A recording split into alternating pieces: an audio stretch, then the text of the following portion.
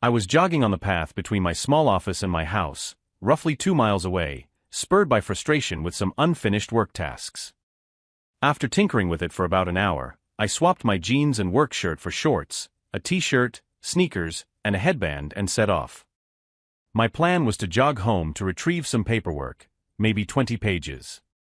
When I was about half a mile from home, I spotted a guy about 200 yards ahead, an uncommon sight since this path was mainly used by me and rarely by others, leading directly to my house and bordered by a cliff at the back. He appeared to be cutting through toward the back of my house. Hastening my pace, I turned a corner to get a better look. He was at the back patio door, which, to my surprise, was unlocked. Pausing to consider what I had witnessed, I recalled that my wife, Alice, was working from home that day. Racing to the door, I found it locked, but naturally, I had the key and used it silently. Sliding open the patio door, I peered inside. The kitchen, where Alice usually worked, was empty, but her work materials and laptop were sprawled across the table. Faint sounds emanated from upstairs, likely from the dining room adjacent to the kitchen. I kept a baton, reminiscent of those used by old-fashioned patrol officers, which had once belonged to my grandfather. It was both a tool of protection and a sentimental keepsake. Clutching the baton, I stealthily ascended the stairs. The door to the master bedroom was shut, with muffled noises emanating from within. Gripping the handle, I cautiously pushed it open. Imagine my shock. The runner's attire lay discarded on the floor as he poised to mount my wife, who was completely unclothed. Approaching the bed, I administered a swift strike to the man's rear with the baton, resulting in a resounding slap. He yelped, clutching his rear, while Alice stared wide-eyed, her arms, legs, and gaze all widened. She uttered something unintelligible. It dawned on me that this intruder was none other than her boss, Simon Green. Rolling away from Alice, he rose from the bed, nursing his injured rear. "Hold on, I was invited," he protested, glancing at Alice. I was met with absolute silence. Simon issued a threat, asserting, "You better back off, or I'll take it from you and give you a smacking." Standing undressed in my bedroom, he exuded confidence, yet he scarcely knew me, and I him. What he didn't realize was my proficiency in tennis, particularly my formidable backhand. Smirking at him, I detected a flicker of agitation. With a roar, he lunged at me from about 6 feet away. Swiftly, I delivered a backhand blow to his face. Caught off guard, he failed to evade it. The baton struck his forehead on the right side. I had aimed for his cheek, but his slight downward movement caused the misalignment. Collapsing like a sack of bricks, he remained motionless as I gazed down at him. I glanced at Alice. She appeared to be in a trance, her eyes glassy, and drool dribbled down her chin. Surveying the room, I spotted a cell phone on the dresser, positioned upright with the screen facing the bed. That idiot had recorded everything. Grabbing the phone, I flipped it to access the dial pad and called emergency. "Hey, what's your emergency?" "My name is Tim Jenkins. I'm at 12 Arbor Circle. An intruder attacked me in my bedroom. I defended myself. He's hurt, possibly seriously. And my wife, I don't know, maybe on medications. She's conscious, but not responsive. We need help right away. Sir, if you're armed, please disarm yourself. We'll approach cautiously, do you understand?" "Yes, I understand. I'll wait in the front yard." As sirens wailed, I descended the stairs, phone still in hand. Placing the baton on the sofa, I stepped outside, standing in the front yard, arms at my sides. I watched as a police car arrived, followed by an ambulance. 2 officers, a man and a woman, emerged, neither drawing their weapons. The woman, appearing to be in charge, addressed me. "Are you Mr. Jenkins?" "Yes, they're upstairs." "Follow me." I turned and re-entered the house, the officers trailing behind me. Leading them to the bedroom, I stepped aside. The door was ajar. Alice lay on the bed vacant-eyed. Green remained motionless. A female officer knelt by Green, checking his pulse and instructing another officer to summon paramedics. Turning her attention to Alice, she asked, "Ma'am, are you all right, ma'am?" No response. As the paramedics arrived, I stepped back, allowing them to attend to Green. Another group of medical personnel followed suit. Sergeant Leslie Haddon retrieved a robe from the closet, dressed Alice, and guided her to the guest bedroom, gesturing for me to follow. "Stay here, don't leave, but keep out of the way," as she directed. I retreated to the kitchen, scanning the surroundings. Using a small computer from my desk drawer, I transferred the video from Green's phone and backed up its contents, sending the video to my office via email. I powered down the phone and left it on Alice's desk. From the kitchen entrance, I observed as the paramedics transported Green out the front door, loaded him into the ambulance, and sped away. An unfamiliar policewoman guided Alice to the living room, keeping her apart from me. Alice walked with her head down, clad in a robe and sneakers. Sergeant Haddon joined me in the kitchen, accompanied by the plainclothes detective, an older slender man named John Dempster. She introduced him, though we were already acquainted. While my legal focus had shifted to civil matters, I had previously handled criminal defense cases, collaborating with Detective Dempster. I held him in high regard and felt we had a good rapport. A-team. I'm sorry for what occurred. Do you recognize the person you struck? And my wife's boss, Simon Green. Do you have any details about his residence? We have his belongings, sports gear and credit card, but no ID. I don't know much about him, John. Last I heard, he was married with kids in school, maybe a year ago. Was there any indication of a romantic involvement between him and your wife? And not until today. Could you recount the events leading up to the incident? I recounted everything, from my decision to go for a stress-relieving run to the moment I dialed emergency, leaving no detail out. I had no motive for this. Did you recognize Green when you were outside? No, it wasn't until he got out of bed that I realized who he was. You struck him on the rear. Yeah, I didn't intend to cause serious damage, but I wanted him away from my wife, no matter her wishes. But then you struck him again. Why? As I mentioned, he threatened to take the baton and attack me with it. Then he charged at me with a roar. Huroard. Yeah, I guess he was trying to intimidate me. It worked. I aimed lower, not at his forehead. He must have ducked or lowered his head. All right. Your wife isn't implicated. We're testing her for medications. Once she's lucid, she should corroborate your account. You know, John, this phone belonged to Green. He likely recorded the encounter. The struggle might be captured on video. Why is it here? I used it to call emergency, then left it open when I went outside. Dempster had a crime scene tech answer it. I inquired about Alice's fate. Not certain. Let's check with Sergeant Hatton. We entered the living room, where Alice sat with an officer and a medic. Dempster asked the medic, "What's up with Mrs. Jenkins?" We're taking her to the county hospital for precaution, as she seems in shock. Vital signs are stable. I gazed at Alice, and in that instant, our eyes met. A tear trickled down her right cheek. "I'm so sorry, Timmy," as she murmured. Then she appeared to drift back into a trance. Alice.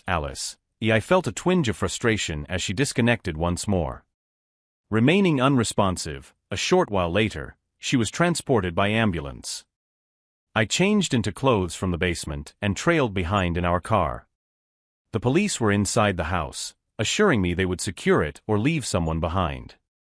I phoned Alice's parents, who resided in a neighboring state about 2 hours away, giving them a brief overview and promising to update them from a hospital. Alice and I tied the knot when she was fresh out of college at 21, while I was still a year away from graduating law school. She swiftly secured a position at Simon Green's insurance firm, where she steadily climbed the ranks from clerk to administrative assistant in his department, which dealt with housing and automobiles. I accompanied her to company gatherings and never observed any hint of impropriety between them. It marked my first encounter with the Green family. She had been with the company for over 6 years now, and I believed our marriage was solid until today. While I harbored little doubt that any interaction between them had been consensual, unless he somehow dazed her, this incident would likely spell the end of our marriage. Given the circumstances, I struggled to comprehend how he could have dazed her. There simply hadn't been enough time. I assumed she was awaiting him, likely unclothed, and she had left the back door ajar. I pondered how frequently this occurred. I adored Alice. She possessed beauty, cheerfulness, and kindness. Our lovemaking life was fulfilling, even amidst busy schedules, particularly on weekends. With my shift away from criminal trials, my workload became more predictable. I couldn't comprehend what I had witnessed. While Green was physically larger, today's events suggested otherwise, at least in crucial aspects. Yet I only caught a glimpse. Who can say for sure? At the hospital, Simon Green's wife was in the ER. Though I recognized her, she seemed oblivious to me. I left things as they were and inquired about Alice. Granted permission, I returned to her room, where she slept. I gazed at her, feeling lost.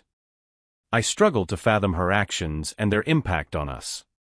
I felt a profound need to grasp the events before making tough decisions. A female doctor in a white robe entered the room. "I'm Dr. Moore. Are you her husband?" "No, dead." What's her condition?"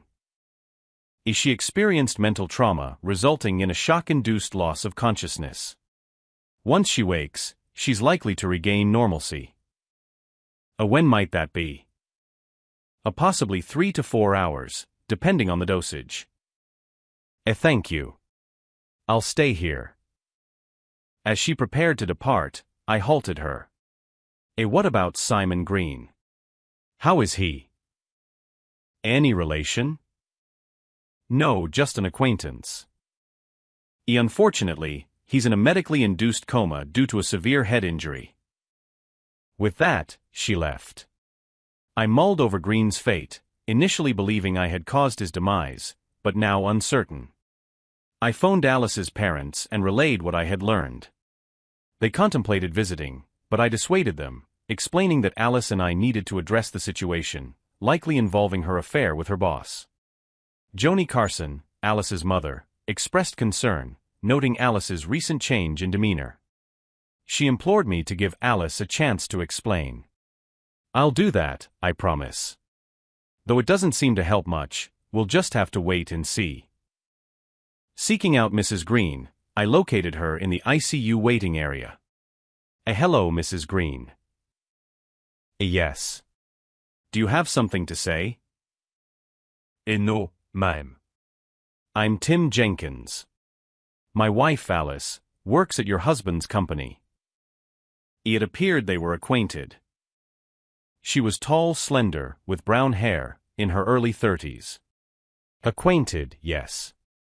They were discovered together, unclothed, in my bedroom this morning, engaged in such closeness. You're the one who struck him?" "Yes." "Apologies." "Well, not really." "Okay," as she continued. "Simon has been acting oddly lately. He's neglected his usual activities, citing work. I suspect he was preoccupied with your wife." Well, I can't confirm until now. They seem to have established a routine." "What did the doctor say about his condition?" They were non-committal. "Surgery may be on the horizon." Well, best of luck to you. Will you be taking your children?" "They're with my parents. They're aware he's in the hospital. Nothing out of the ordinary anymore." I stepped outside to catch some fresh air, hoping to clear my mind a bit. I resolved to withhold any decisions until I heard from Alice. After an hour, I returned indoors to find Alice still in the same area of the emergency room, concealed behind a curtain. Upon entering, she stirred but remained asleep. Taking a seat, I drifted off momentarily. I awoke to her stirring again, emitting faint moans. Her eyes fluttered open briefly before closing once more, accompanied by more moans. I rushed to summon help, spotting Dr. Moore at the nurse's station and signaling to her. She swiftly approached, observing Alice's condition. It appears she's awakening, though I'm unsure if my presence is warranted. Just then, Alice lost consciousness again. Please wait here. Dr. Moore entered the enclosure, and I could only hear their exchange from outside. How are you feeling, Alice? Can you speak? Alice responded weakly, I'm good. I'm sorry. Alice, we need you fully conscious. You must acknowledge the situation and move forward. Detachment can't persist. We'll discharge you this afternoon, perhaps in 2 hours. Where's Tim? He was here earlier but thought you might respond better if he stepped out, though he's nearby. I wonder how long this will last. I messed up badly. And Simon, how is he? Tim hit him. We're unsure of his condition. He might require surgery. Damn, I warned him against taking risks. It was a gamble he lost. Maybe I will too. Perhaps you should talk to Tim. I can find him or I can wait until we're home. I drew back the curtain and entered. Alice, I'll take you home soon, hopefully. Okay, thank you. I'm really sorry. We'll talk. Turning to Dr. Moore, I inquired, when can we leave? Right away. I'll handle the paperwork and provide medical attire. With that, she departed. Alice murmured, I'm sorry, Timmy. Sorry. It's not a big deal. You have to understand, we'll discuss when we're home. As Dr. Moore presented her with a medical form, I stepped out while she changed. She seemed to interpret my departure as a rejection, and in a way, it was. I had no inclination to witness her undressed, perhaps ever again. They wheeled her out in a wheelchair. As I pulled the car up to the exit, she rose and entered the vehicle. We shared no words during the 10-minute drive. Though tears streamed down her face, she remained silent. Upon arriving home, I unlocked the front door, and we stepped into what used to be our joyful abode. No police were present, and downstairs was relatively tidy. Alice settled into the rocking chair in the living room. I'll quickly check upstairs. Be right back. I ascended the stairs to find chaos. Our bedroom bore the brunt, with a section of carpet removed where Green had fallen. The bed lay stripped to the mattress, drawers pulled but not fully shut. I resolved to tidy up later. Other rooms appeared undisturbed, except for the bathroom, where fingerprint powder lingered. The prospect of conversing with Alice didn't appeal to me. I phoned her parents, informing them of her return. They breathed a sigh of relief but inquired about visiting. Uncertain, I clenched my teeth and descended the stairs. Would you like anything? Coffee, water. Alice met my gaze but declined. Sitting opposite her on the sofa, we remained about 6 feet apart, silently facing each other. What happened, Alice? I thought everything was okay. It's complicated, Tim. I've been working for Simon all these years. I've always respected him. No, it's more than that. Sometimes, he made flirtatious remarks about my appearance. He started getting more touchy, placing his hand on my arm or shoulder. It caught me off guard. Then he asked me out to lunch, just the two of us. But didn't you find it odd? His sudden change in behavior didn't strike you as strange. Maybe a little, as she looked down. I was flattered, and he's attractive. I found myself intrigued. It took me a while to acknowledge it. So you realized he was trying to seduce you. And what did you decide? I wanted to see where it would lead. She buried her face in her hands before looking up again. And then, at that point, I knew we were in trouble. It wasn't a case of being tricked or dazed. I wanted it. We went to dinner. I asked him why he was pursuing me now, after all this time. He said he'd always desired me but suppressed it.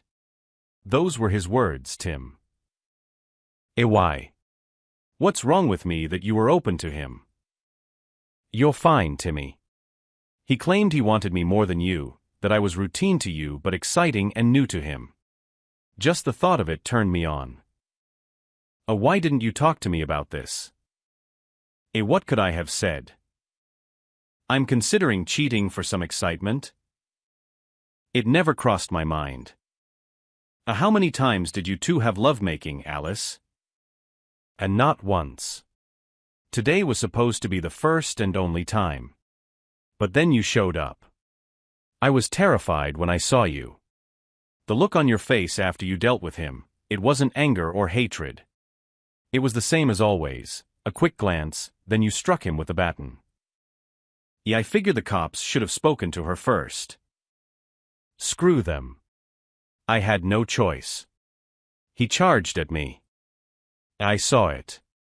But it happened so fast and ended so abruptly. Alice, I don't buy that this was the first time. I caught him sneaking in through the back door. It wasn't locked, and it didn't take me long to get inside and upstairs. But there you both were, undressed. He was inches away from having lovemaking with you. You wanted it too, so I think this isn't your first rodeo. No, Tim.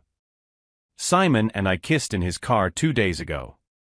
We flirted, but I stopped him from going further. I suggested he could come over after you left for work. It all seems so improbable. Think about it. If you saw what I saw, what would you believe? You have to trust me. Or maybe not. I just don't know how to make you believe me. And now I'll never be able to trust what you say. What should I do, Tim? I love you. I don't like Simon. He made me want him. How? He's forceful. He says what he wants. He wanted me. And apparently, you wanted him too. Alice, I need time to process all this. If I acted on my feelings now, we'd be headed for divorce. I can't erase what I saw. Okay, but please remember, I love you. I'm so sorry you're hurting, as she said it through tears. I turned and left, heading upstairs to our home office.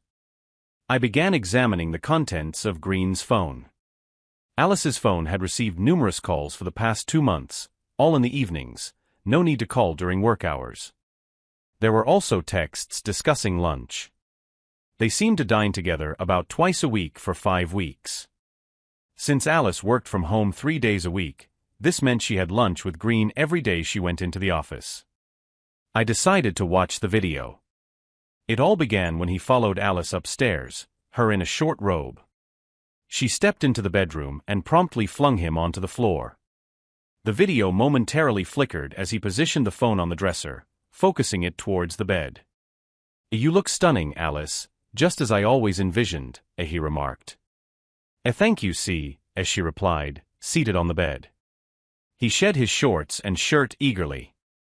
I need you right now, he asserted forcefully. Alice reclined on her back, inviting him forward. All right, let's do this. I want it too, as she encouraged. He leaped onto the bed, and that's when I burst through the door and struck him. The audio on the video captured a resounding slap followed by his cry. I watched until I grabbed the phone to dial emergency. After viewing the video, I couldn't be certain if Alice was truthful about it being their first encounter. Perhaps, but undoubtedly, she anticipated being engaged physically with Green. Maybe it would indeed be a one-time occurrence, as she claimed, yet I harbored doubts. After all, he was her boss. I returned to the living room and informed Alice that I needed to return to work to wrap up things at the office.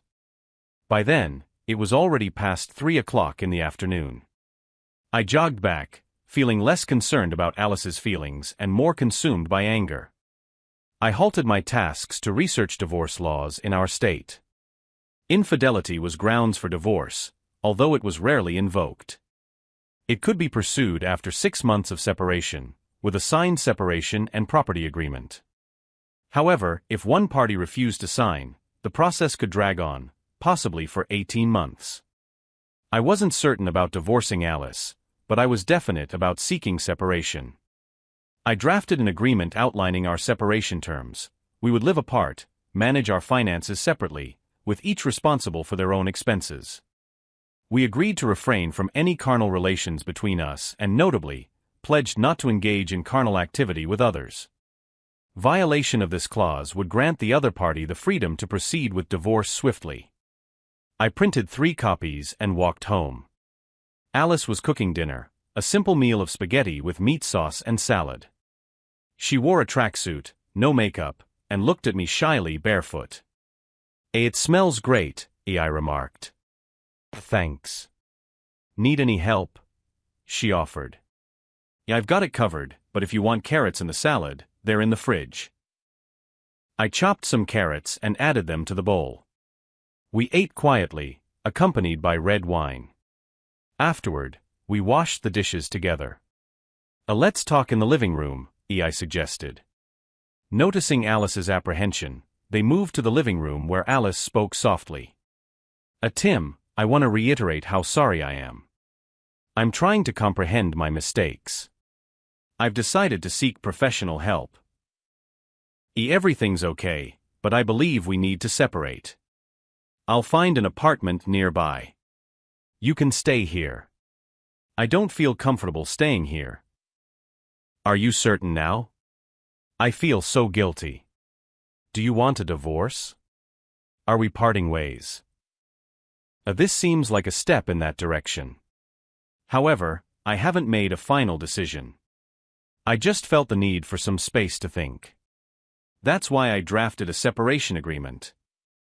I handed it to Alice, who read it through with tears streaming down her face, silent tears. "I've already signed it," she said, looking up at me. "Can we wait a few days before finalizing this so I can arrange for my mom to come here?" "Well, I can wait a bit. Let's agree on it." Why don't you take some time and let me know?" Tim, I'm serious about what I said. I'm seeking counseling.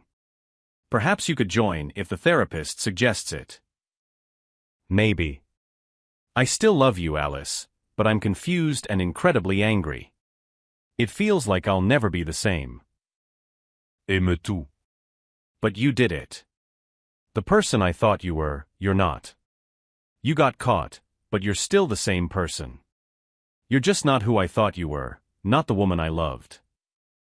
With that, she burst into tears, and I made no move to console her. The woman I loved would never do this. You're not her. Maybe you're similar.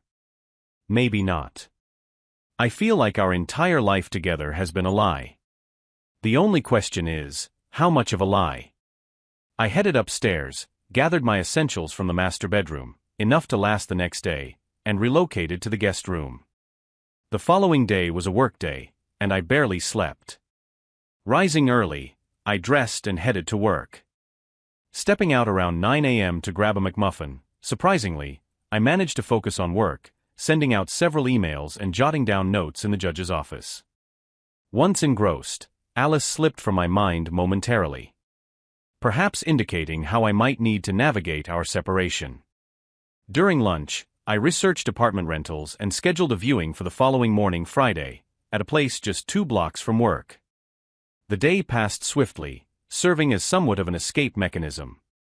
Upon reflection, around 5:30 p.m., I secured a 3-bedroom house on lease for 2 months.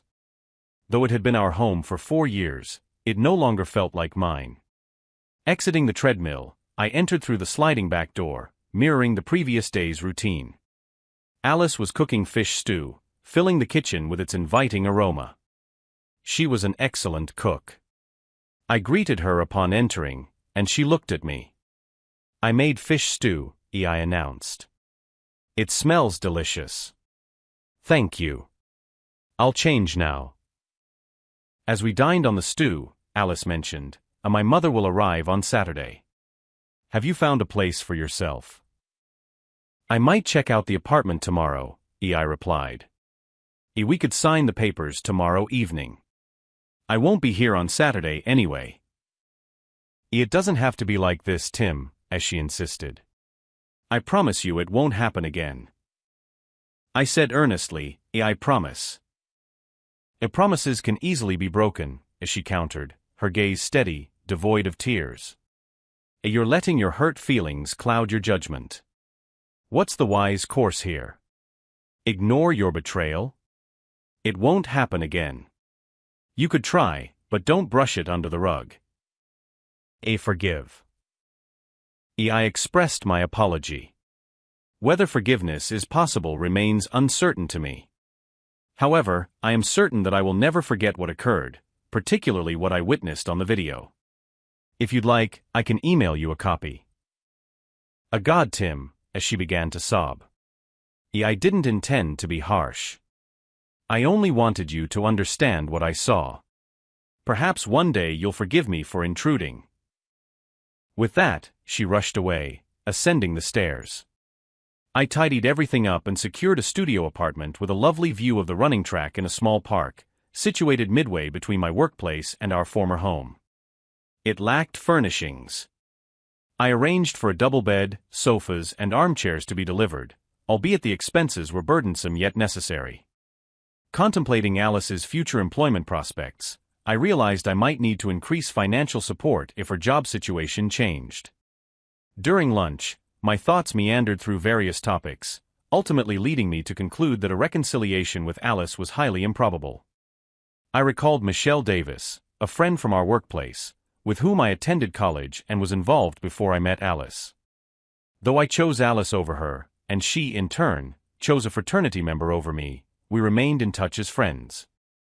I had perceived Michelle as somewhat fickle, which was reinforced by her brief fling with the fraternity guy. She ended the relationship as swiftly as it began. Michelle pursued law school alongside me and eventually married a fellow student, leading what appeared to be a stable life with a young son and a seemingly secure marriage. This illustrates my skill and understanding of people. I dialed her number. Shelley, it's Tim. Edam, Tim. What's up? I heard you confronted Green. And not my doing, self-defense. Tim, I'm free for lunch, as she agreed. It was just a couple of hours away. At the restaurant, we hugged, settled in, and placed our orders. So spill it, as she said. I confided in her, recognizing her as someone I still trusted. After recounting my tale, she revealed, I've heard chatter about Simon Green. Rumors suggest he's spiraling and might be headed for divorce. There's talk that Alice is involved with him. I found that hard to believe. What else did you hear? What did you witness? At casual lunches, office encounters, the rest was just speculation. He's changing, as she said. Green, I mean. Seems like he's always on the hunt. Now the office gossip is all about it. So Alice isn't the only one he's after? Maybe not, but she seems like a top target. They're together every day. No offense, but why didn't you tell me? I thought about it, but I figured she wouldn't make a move, and reaching out to you could stir up trouble. What's your plan? I've rented a place and drafted a separation agreement, 6 months, but I'm unsure. Did you talk to her at least? What's the point? She's already apologized and promised not to repeat it. So what? It's a tough situation. Yeah. How's things with you? Big Bill and Little Will. Little Will's doing great. He's 3 now, full of energy, starting preschool soon. And oh Tim, you don't have to listen to my issues. Yours are heavier. I could use a break. I'll help if I can though. Is something up? And nothing major. Bill's away a lot for work. When he's back, he's distant. Not like before. Hearing about Alice makes me think I've decided to take action. Shelley, what do you think? Should I investigate a bit? He's a good guy, family and all, but I need reassurance. I just talk to him. You both know how. Work it out. Express your concerns. I'm anxious about it. He might see it as a lack of trust. And you be gentle. Diplomatic, perhaps. Thanks. I hope both you and Alice pull through. We weren't friends in school for reasons you know. Still, I thought she was good for you. After lunch, we hugged and parted ways. I hoped Shelley would stay safe. I heard Alice was back at work, which was a relief. She hadn't been fired. I was increasingly sure that it was the end for Alice and me. We were solely committed to each other, with no kids. She didn't hold up her end of the deal, so it was over.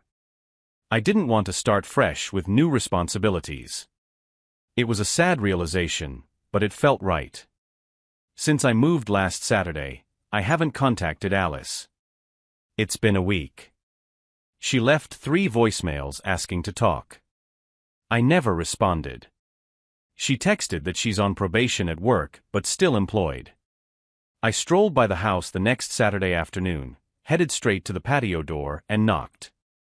Tess, Alice's mother, was in the kitchen and opened the door upon seeing me. Hey, Tess. Is Alice here?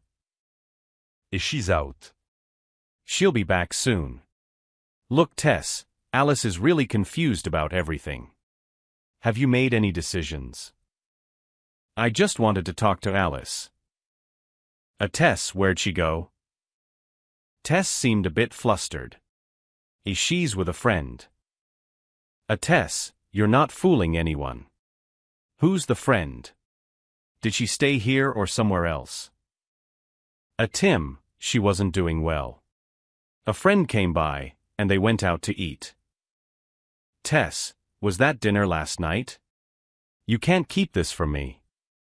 I noticed she was blocking the kitchen door on purpose. I headed towards the front door, and a new Mustang pulled up. Driven by a blonde guy, he got out, circled the car, and opened the passenger door for Alice, who looked ready for a date. Il ruchait d'Auvert. Hey, Alice. I came to see you. She spun around, shocked. The guy appeared uneasy and concerned. Timmy, this is James from work.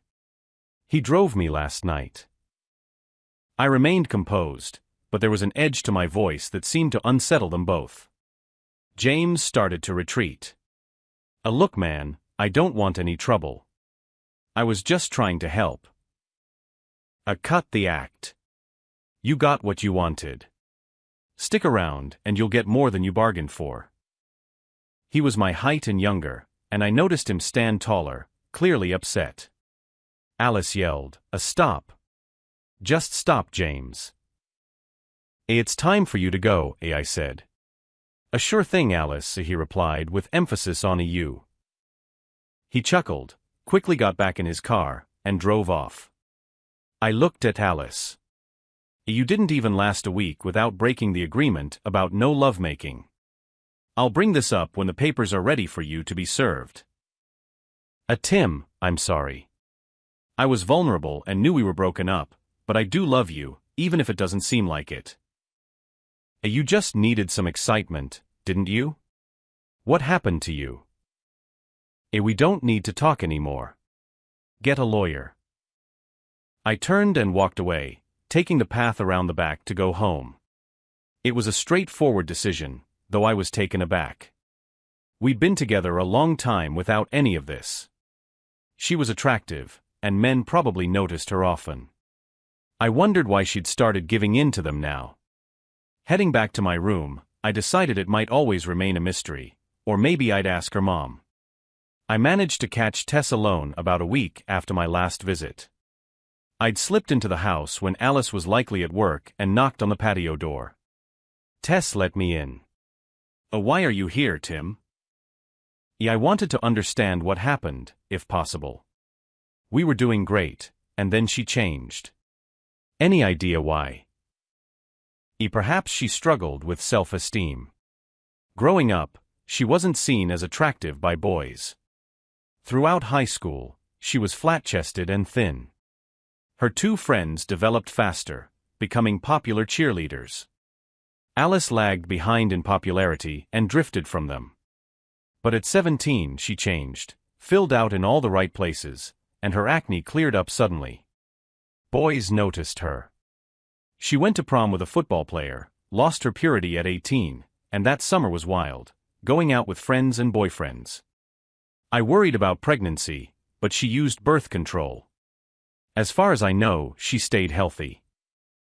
I explained, however, in college when we met, she didn't seem overly eager. Carnally, she seemed normal but was more experienced than me. She was clear about her likes and desires. Since we started dating, she's been faithful. Tess paused, then asked, "You were discussing having children?" "Yes, we planned to start a family, but that's over now." Maybe she feared that getting pregnant would make her less appealing to men. I think she reached out to her boss because he was pursuing her, and she needed reassurance. That's my best guess. But what about the guy with the Mustang? Same reason. A young guy with a fancy car made her feel desired. But she already knew that she might not end up married or have children. For me, yes. Don't know.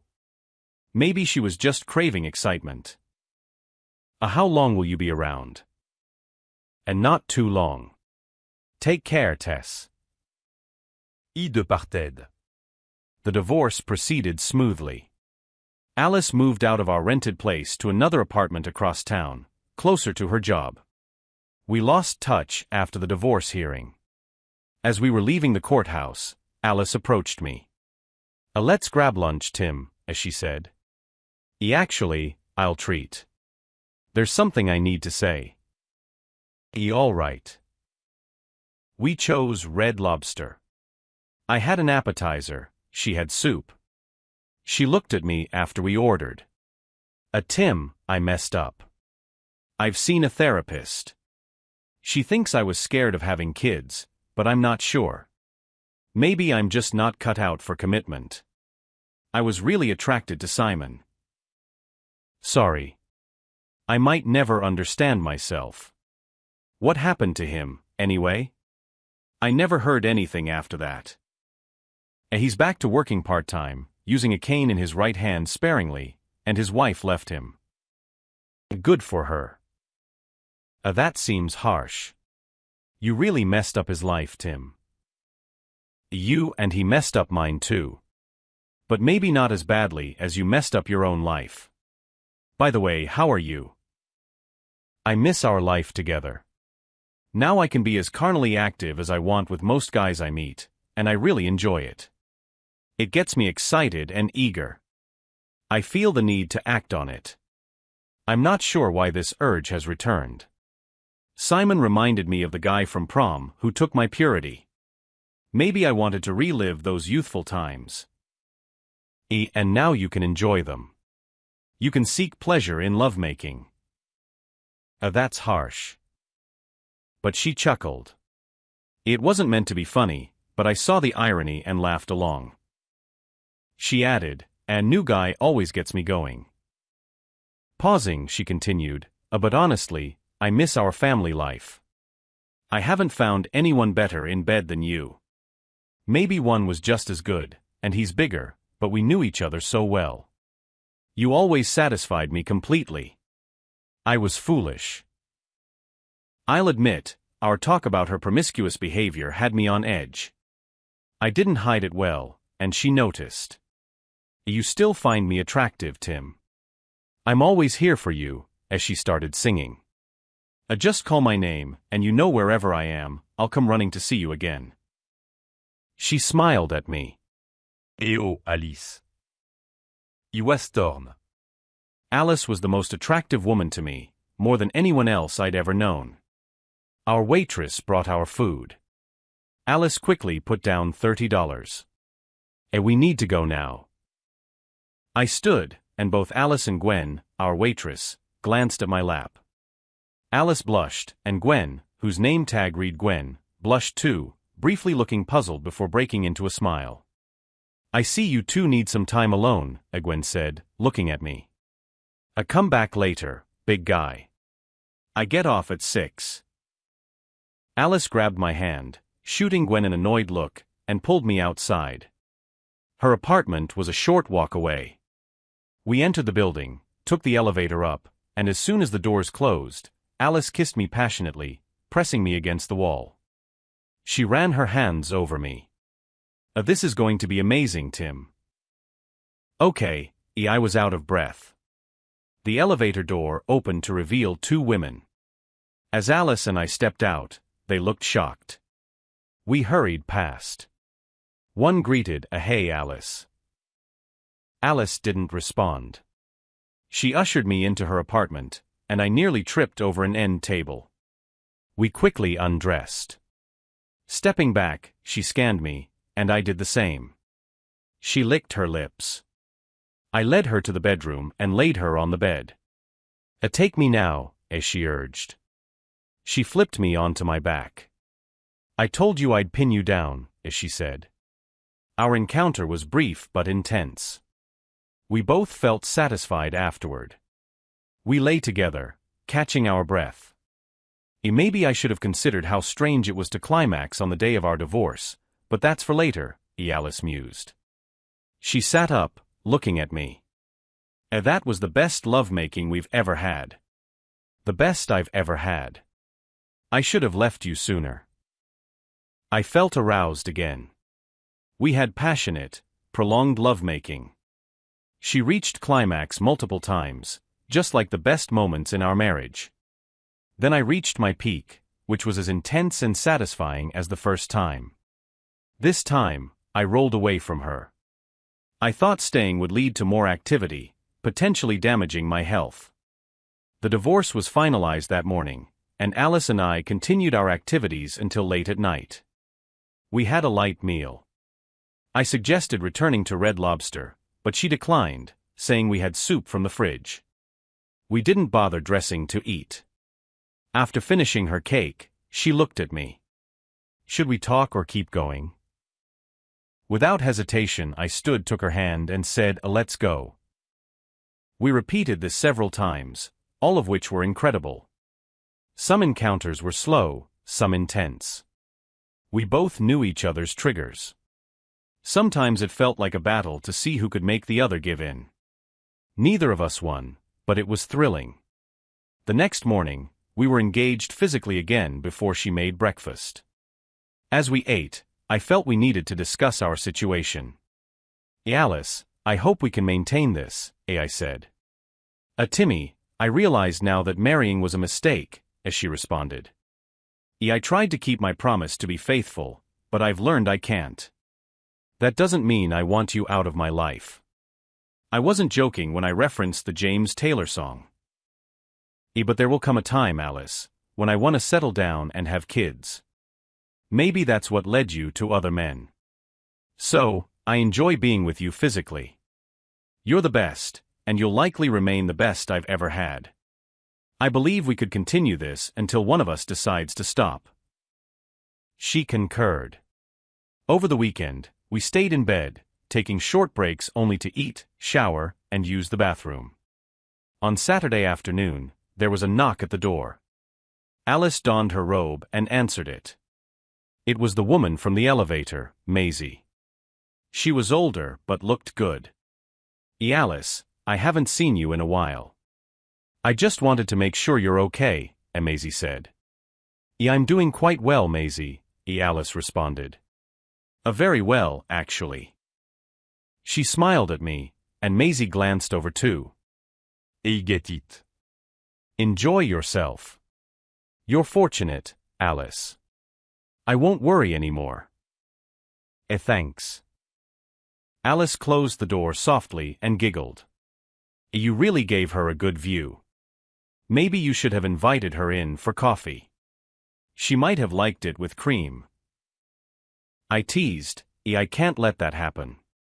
Too much cholesterol, as she retorted, pulling off my shorts. On Monday, we both returned to work without resolving anything. All day, I mulled over our situation. I'd never consider a lasting relationship with Alice. We couldn't form a real partnership. However, as long as our chemistry was strong, I was willing to continue until I found someone I wanted to marry and start a family with. I tread carefully. Alice had taught me a tough lesson. Still, I desired a family and kids. I was cautious, unlike Alice, who had multiple partners, including 3 others besides me. We weren't committed, and it didn't bother me. Actually, the idea of her being promiscuous was somewhat exciting. I made sure to get tested regularly for STDs, and all results were negative. By the way, I ran into Maisie after leaving Alice's one day. We had a brief encounter. I confessed. Maisie gave me a knowing look. Hey there. I remember you, and you certainly left an impression, Maisie remarked. Et il recalme tout, Maisie. Alice mentioned you're divorced, I said. Yes. It's been a year and a half. Being single at my age isn't easy. You look fantastic, no matter your age. Care to invite me in? I'm certain about it. You're Tim, aren't you? Maisie un qui raide. That's me, I confirmed. We headed up to the 4th floor, where Maisie's apartment was, directly across from Alice's. As we reached Maisie's door, Alice emerged from hers, spotting us and bursting into laughter. You're quite the catch, Tim. I never would have guessed when we were married, Alice commented, glancing at Maisie. Enjoy yourself, Maisie. Tim's quite the catch. With that, she sauntered off gracefully. Though Maisie showed interest in both Alice and me, she first led me to a well-furnished bedroom. Maisie was 40, with a college-age son and a daughter working downtown. She was skilled in closeness, and I genuinely enjoyed our time together. I departed the next morning, promising to stay in touch, a promise I kept. I truly enjoyed my time with her. Curiosity piqued about the other women on the 4th floor, but I never got around to meeting them. One day, while passing the courthouse, a woman approached me and said, "We've never met before." She seemed puzzled. I recognized her, Gwen, the waitress from Red Lobster. You're Gwen, right? You served us when we dined there. Yeah, now I remember. It's odd I forgot, but I didn't really see your face then. Tim. Are you still at the restaurant? A part-time. I also do some modeling. Gwen was an attractive blonde with a slender figure, well-defined hips, and blue eyes. I recall you mentioned meeting up at 6, but Alice and I spent the whole weekend together, I said. Are you two back together? She inquired. And no, well, that day we met you was right after our divorce was finalized in court. It seemed to reinvigorate us, as you observed, I clarified. That's odd. Are you two still seeing each other? Gwen asked. We're dating. We're compatible in some ways but not in others, I replied. She smiled. Maybe you should take me out sometime. I'm off today. I like the sound of that. How about dinner at my place tonight? I'll cook, I suggested. Sounds great. I'm looking forward to it, Tim. That evening, she arrived around 6:30, looking stunning in a chic evening dress and sandals. I prepared fried chicken and fried rice for dinner, and we had a good conversation. She was 25, juggling work as a model for various clothing magazines and as a waitress. While she wasn't married, she had ended a long-term relationship about 10 months prior. At that time, I was 34, working at a successful law firm, living independently with a good car. I had separate relationships with Alice, Maisie, and a woman from the courthouse, but I was ready for commitment and found Gwen appealing. I decided to pursue a relationship with her and see where it went. On our first night out, we agreed I'd drive her home, and she kissed me at her doorstep. While I was thrilled, she didn't immediately take things to the bedroom. As our relationship progressed, I found myself falling for her. She was both attractive and intelligent, and I believed she felt the same way about me. By our third date, we became engaged physically. It was a beautiful experience. I felt a connection, and she seemed to appreciate it.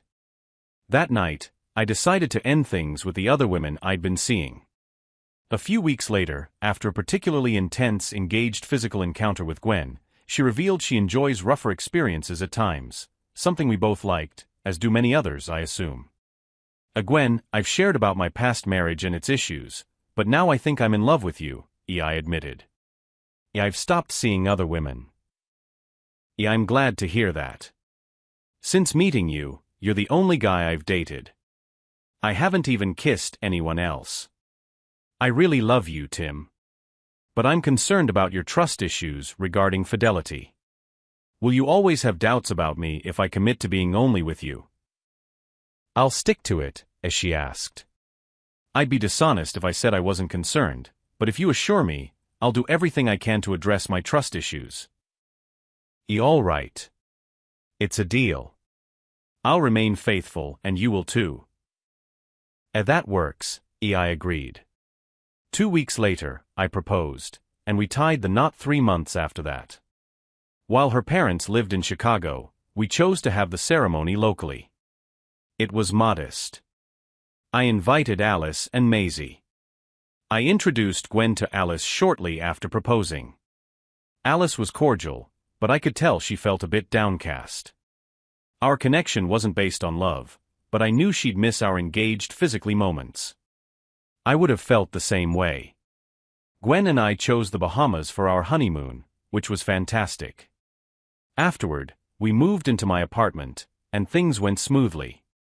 We soon decided to start a family and were blessed with 2 children in 3 years, Thomas and Eileen. I became a partner at my firm and purchased a house in a nearby suburb. I stayed in touch with Alice, not the one with whom I'd been engaged physically. She wed a coworker named Larry Gibson a year after Gwen and I tied the knot. He was successful, and she had 2 sons, Lawrence and Raymond. They relocated near Gwen and me, and the 4 of us often crossed paths. Our kids even attended the same preschool. Gwen and Alice became friends, though Larry seemed wary of me. I sensed he doubted my intentions around Alice, and he was correct. There was still an attraction between us. Gwen recognized it too but trusted me completely, even growing to trust Alice not to encroach on our relationship. However, Larry, who sometimes noticed the chemistry between Alice and me, remained uneasy. Despite this, Larry and I shared interests, particularly baseball. We played together on a men's team in an old-timers league and excelled. We also had season tickets for MLB games, both being avid fans. Occasionally, Larry and I attended games together. One day, while waiting to exit the garage at Gems Park, I decided to have a candid conversation with him about my past relationship with Alice. After the game, I approached him. Larry, I want to be clear. I'll never have a physical relationship with Alice again. We're both married now. I can see this bothers you, I admitted. Tim, that's a direct way to put it. We could be good friends if you trusted Alice and me, but it's clear you two still have lingering feelings, he replied. Frankly, there's a history, sure. We were compatible, but I promise you, and I'm sure Alice has said the same, we need to put this behind us, I insisted. Tim, whenever I see you two together, like at the club dance last month, it seems like you shared some incredible moments, he said. Sometimes I wonder who she's thinking of when we're engaged physically, me, you, or some movie star, he added. Do you ever think of her when you're with Gwen? He asked. Not usually, but I won't deny she crosses my mind. We had some great times, maybe even better ones than I've had since, I confessed. That's what truly concerns me, Larry. I see your point. I hadn't thought of it that way. Thanks for sharing, he responded, making our conversation easier for all involved. However, I wasn't entirely truthful. The closeness I had with Alice post-divorce was unparalleled. It still crosses my mind, especially when I see her, and I suspect she feels the same. Maybe if we're both in our 80s and circumstances change, we'll see if we can rekindle that passion.